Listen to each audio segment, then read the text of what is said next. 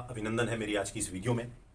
एक video viral हो रहा है इस वक्त यूट्यूब पर, फेसबुक पर, बहुत सारे सोशल मीडिया के नेटवर्क्स पर, जिसको आप देख रहे होंगे कि उसमें एस्पिडोस्पर्मा एक होम्योपैथी की मेडिसिन है, जिसके बारे में बताया गया है कि वो मेडिसिन सांस की दिक्कत होने पर अगर ली जाए तो सांस की दिक्कत खत्म हो सकती है। आज जो क्राइसिस है हमारे देश में कोविड-19 की वजह से, महामारी की वजह से, कि चारों तरफ महामारी है, हाहाकार मचा हुआ है, ऑक्सीजन नहीं है, दवाएं नहीं हैं, मास्क नहीं है, सैनिटाइजर्स नहीं है, महंगे मिल रहे हैं, ये सारी परेशानियां जो आज हम महसूस कर रहे हैं, उसमें एक ये वीडियो आया जिसको लोगों ने वायरल किया और उसका फ़ायदा उठाने की कोशिश की। आज मैं आपको इसका एक सच बताऊंगा। मैं डॉक्टर ऐसे खान ये बताना चाहता हूं कि ये दवाई जिसका नाम है एस्पिडोस्पर्मा क्यूब्रेको मदर टिंचर, ये वो दवाई है जिसके ज़रिए से हम अपनी सांस लेने की क्षमता को बढ़ा सकते हैं। मैं इसके बारे में आपको बताता हूं कि पहली बात, ये दवा जैसे ही ये वीडियो वायरल हुआ मार्केट में मिलना बंद हो गई, लोगों के पास पहुंचना बंद हो गई, ऑनलाइन नहीं है ये दवाई, जो है वो मेडिकल स्टोर्स पर नहीं है। मेरे पास बहुत सारे फ़ोन आ रहे हैं, मैसेज आ रहे हैं, लोग पूछ रहे हैं, लेकिन दवा सब जगह से मिलनी बंद हो गई है। अचानक इतना बड़ा स्टॉक कहाँ चला गया ये तो समझ में नहीं आ रहा। इसके ऊपर समझना आप लोगों के लिए भी आसान होगा, आप लोग समझ सकते हैं, लेकिन मैं आपको इसके बारे में बताऊँगा कि इसका नाम है एस्पिडोस्पर्मा क्यूब्रेको मदर टिंचर, और ये दवाई लंग्स का, फेफड़ों का डिजिटैलिस है, यानी कि टॉनिक है। ये किन पेशेंट्स पे काम करती है वो मैं आपको बताना चाहता हूँ। नंबर एक, ये एज़मा या दमा के पेशेंट्स पर बहुत अच्छे से काम करती है, यानी कि एक उत्तम औषधि है। दूसरी बात कि पल्मोनरी स्टेनोसिस के लिए ये एक उत्तम औषधि है, यानी हमारी जो फुसफुसीय संकीर्णता होती है उस समस्या को भी दूर करती है। फिजिकल एफर्ट्स पर जब हमारा सांस फूलता है तो उन मरीजों के लिए बहुत उत्तम औषधि है। तीसरी बात यह है कि कार्डियक एज़मा में ये बहुत अच्छा काम करती है।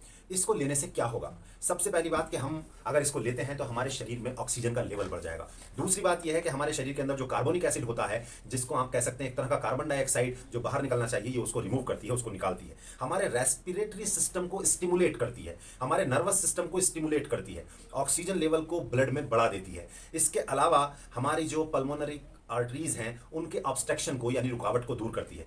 तो आप ये देख रहे होंगे कुछ वीडियो में दिखाया जा रहा है कि जब हम इस दवा को ले रहे हैं तो जिनका 90 या 91 या 89 ऑक्सीजन लेवल था, वो ऑक्सीजन लेवल बढ़ता है और वो 94, 95, 96 तक हो जाता है। दोस्तों, मैं आपको ये बताना चाहता हूं कि वाकई इस दवाई का काम पूरे शरीर पर होता है और बहुत अच्छे से होता है, लेकिन ये 100 में से 100 मरीजों पर काम नहीं करती।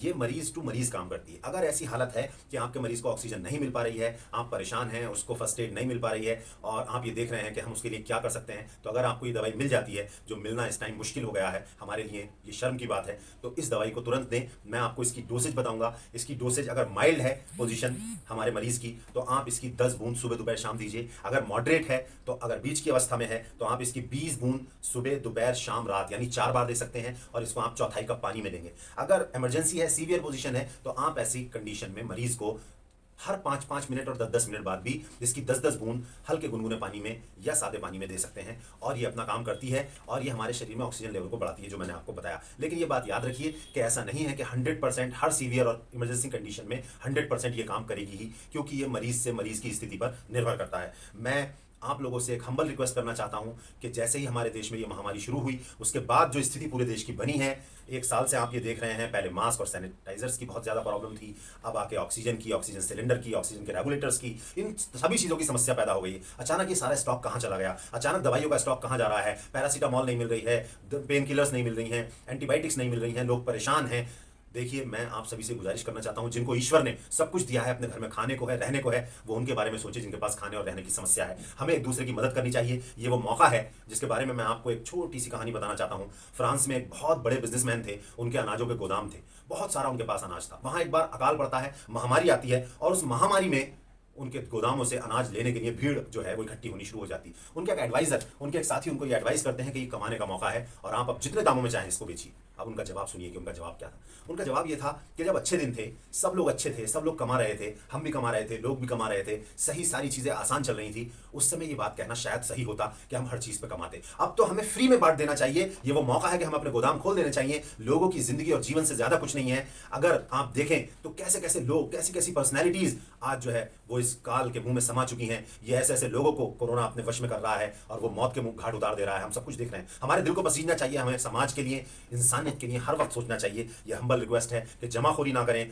आप जानते हैं कि स्टॉक करना, जमाखोरी करना इस दुनिया में भी अपराध है, आफ्टर हियर आफ्टर भी अपराध है, यानी परलोक में भी अपराध है। हमें सोचना चाहिए कि ये स्थिति कभी भी किसी के भी साथ पैदा हो सकती है। तो कभी कभी पैसा बहुत काम आता है और कभी कभी ऐसा होता है कि पैसा होने के बावजूद भी आपके कुछ काम नहीं आता और आपको उसका बहुत ज्यादा नुकसान उठाना पड़ता है। तो मैं आप तमाम से ये रिक्वेस्ट करूंगा, सकारात्मक रहें, अपने आप को रचनात्मक कार्यों में लगाएं। ईश्वर ने जिनको इस बीमारी से बचा रखा है वो अपने घरों में अपने परिवार के साथ घनिष्ठता बढ़ाएं। उनको समय नहीं दे पा रहे थे, उनको समय दें। और एक और आखिरी बात मैं ये कहना चाहूंगा कि वो समाज के लिए हर इंसान ये सोच ले, हमारे देश की इतनी बड़ी आबादी है, 100 करोड़ से ऊपर की आबादी, हर आदमी अगर किसी ना किसी के लिए कुछ ना कुछ करे इस कोरोना के समय में तो सबके लिए बहुत फायदेमंद होगा।